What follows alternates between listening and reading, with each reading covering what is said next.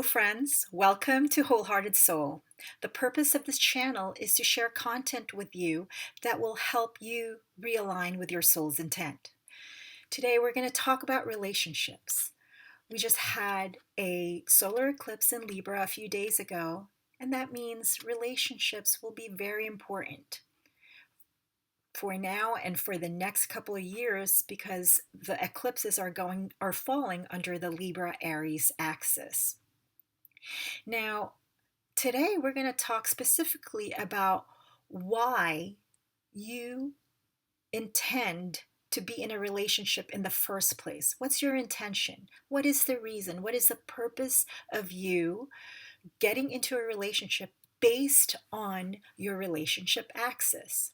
Now, how do you find out what your relationship axis is? First, you got to know what your ascendant is, what your rising sign is. So, for instance, if you're an Aries rising, your Aries is on your ascendant, then that means that on the descendant is Libra. And so the first house Aries, seventh house Libra, that means that you are on the Aries Libra axis. Now, there are six relationship axes. So there's the Aries Libra, there's the Taurus Scorpio axis, the Gemini Sagittarius, the Virgo Pisces, Cancer Capricorn, and Leo Aquarius. Now, depending on which axis you fall under, whatever you have there on your first and seventh house, it's how you your soul decided that the intent of getting into a relationship is based on the qualities, the characteristics of that particular axis. The first axis that we're going to talk about is the Aries Libra relationship axis. So if you have Libra rising or you're an Aries rising, then you have this particular relationship axis.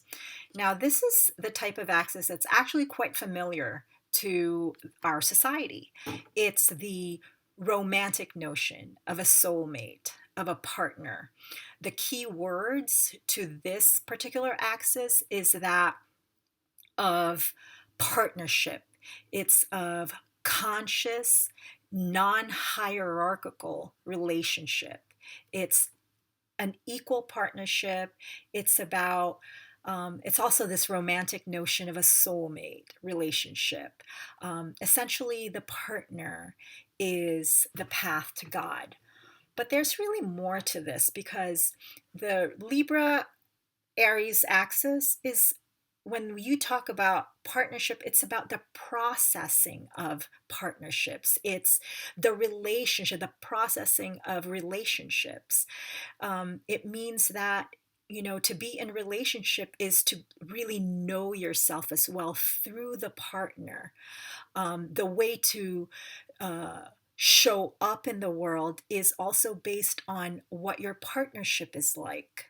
So it's a very the intent of this relationship is not just romantic, but it's about truly processing, embodying the qualities of Aries Libra, which is compromise, which is diplomacy, which is this equal give and take. It's a balance.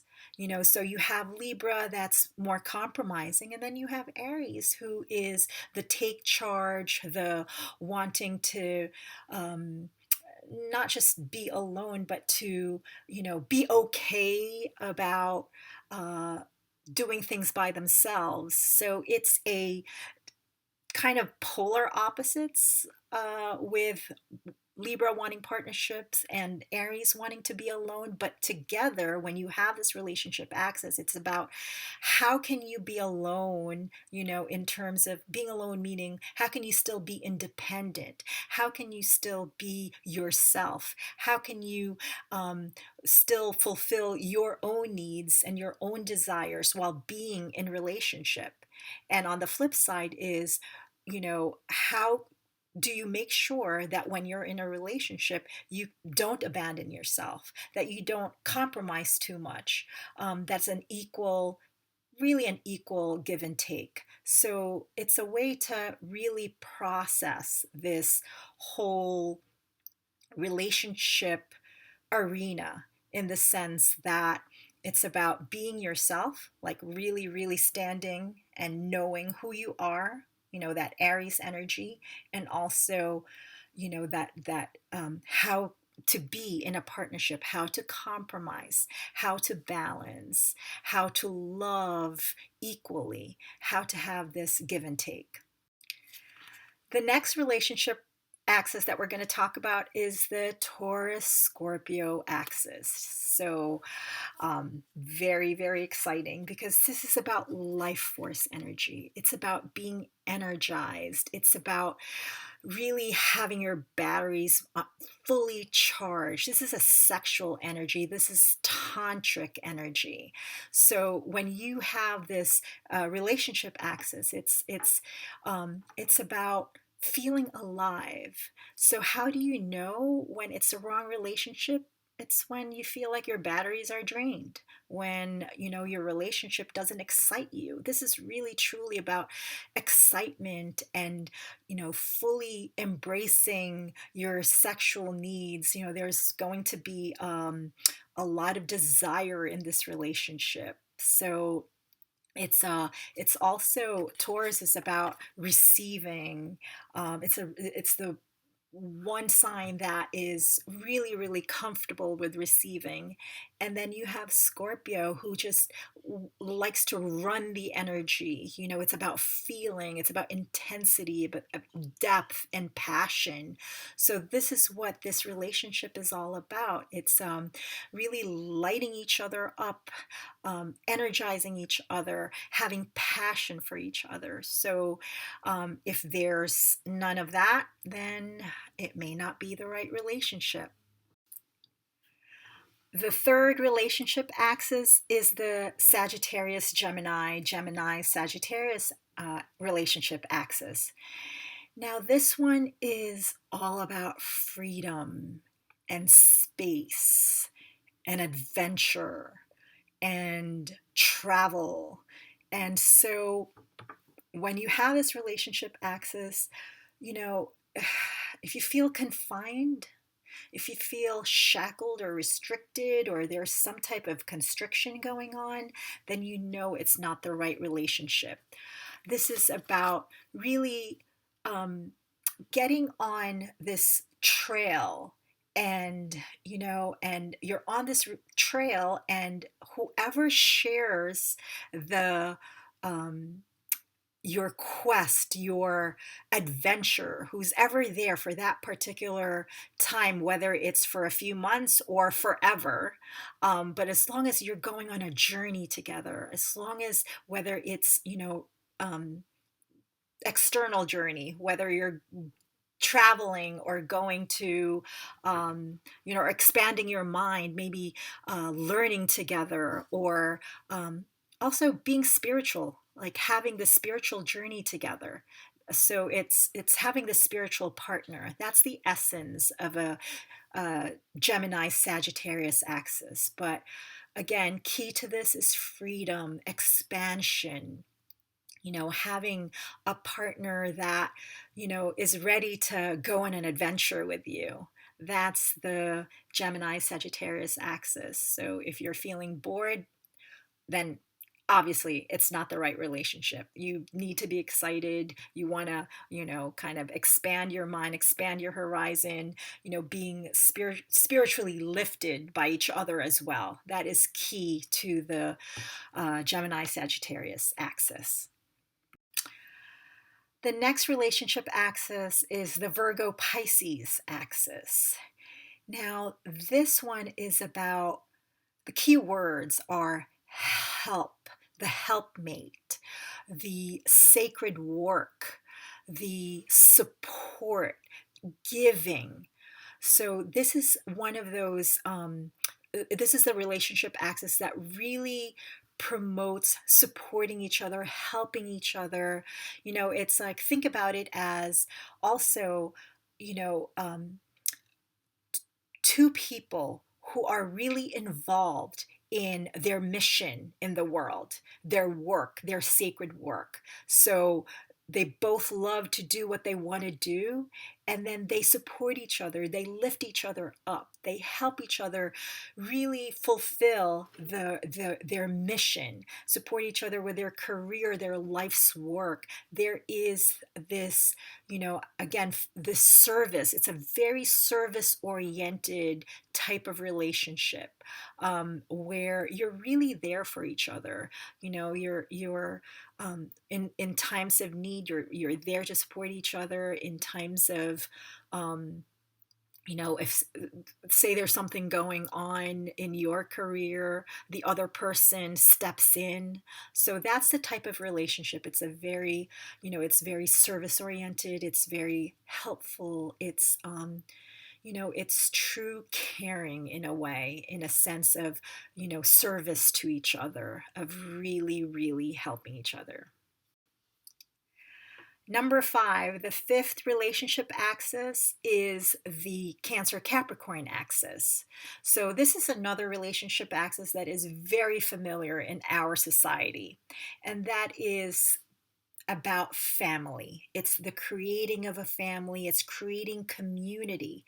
This is about building, or leaving a legacy. It's about creation, and it's about managing, and it's about really forming something that is for the next 7 generations. It's a very giving type of relationship as well, but it's about, why? Because you're forming this tribe, you're forming a family, you're forming a community, you're creating something that spreads to, the whole world, even in the sense of, how are you going to affect, you know, other tribes and other families. So, one of the things that, people have asked is, okay, if you have a Cancer ascendant or a Capricorn ascendant, and you can't have kids, does that mean that that's it? Like, you can't fulfill your relationship intent anymore? And the answer to that is, of course not. It's really about, it's a nurturing quality that you can extend to, um, not just your bloodline, but who you consider family. Who do you consider family? And what does family actually look like? What does a community look like? What does a tribe look like? And it's that creation of that. Like, what does that, in this new world, this turning of the ages, where, a lot of people are, either choosing not to have more children or not to have children at all, then what does that look like, right? So it's just, what is the world? What kind of world do you want to create? And it starts with building this network, this building this tribe, building this community, building this family. What does family mean to you? That's really the intent of this relationship axis. Last but not least is the Leo Aquarius axis. And I kept this for last because this is what we all aspire to have, this type of relationship axis.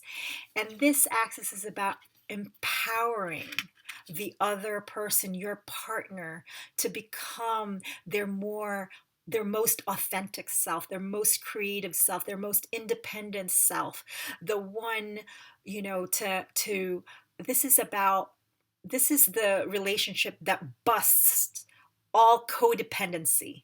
This is about, one partner saying, I'm good, I could be by myself, it's okay. And the other person will say, yeah, me too.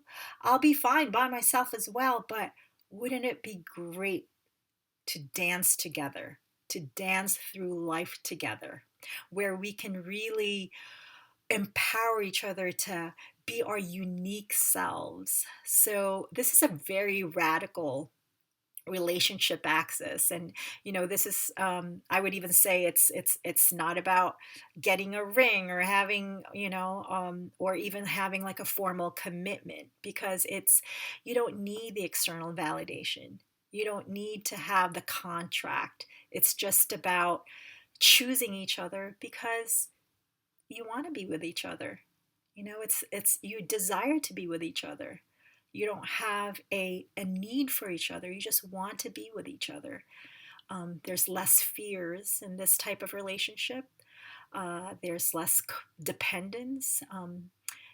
There could be an interdependence, but even that, it's more about it's about just like the Gemini Sagittarius, where there's freedom. There's this sense of freedom as well, but more importantly, it's about revolutionizing what relationships are like, revolutionizing the concepts that we have, the beliefs that we have about what a relationship should be. This breaks all rules. There are no rules. You can do relationships however you want. Now, I'm just going to touch on a question that I think you may have, and that is, what if you have a different relationship axis from your partner?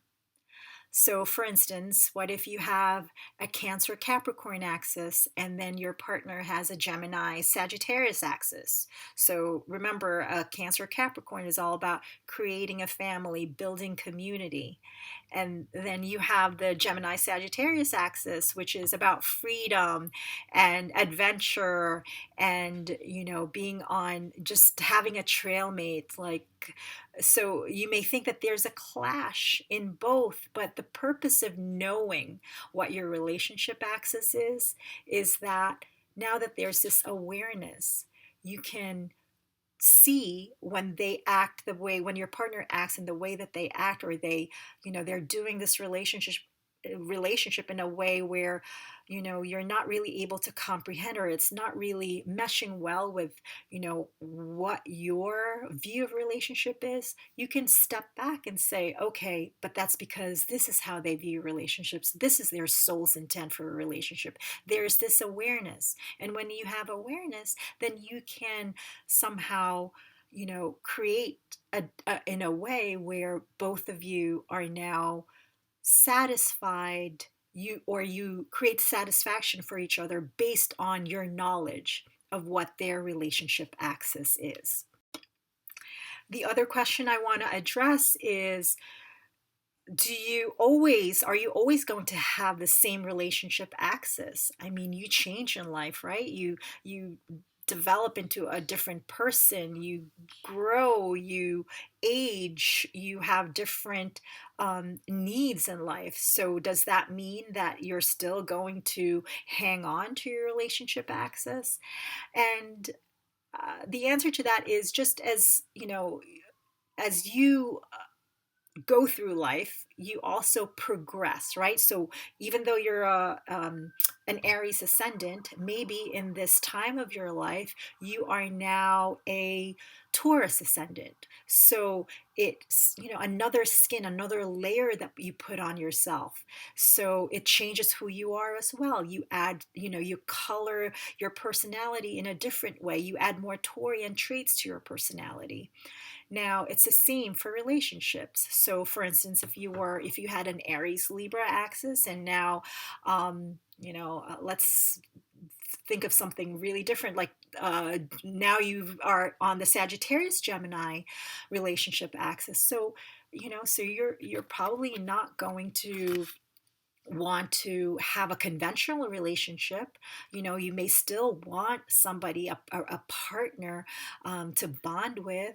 However, you're not so concerned about having a marriage or having a formal commitment. And it's just now, you still want to be with one person, but now it's a different way of doing so. It's more adventurous. It's more expanded. So there are different things. So there will be changes to your relationship axis. You may not totally change it, but there will be layers added onto it. I do hope that was helpful. And if you like the content that I'm sharing here on this channel, please subscribe, like, comment, and share.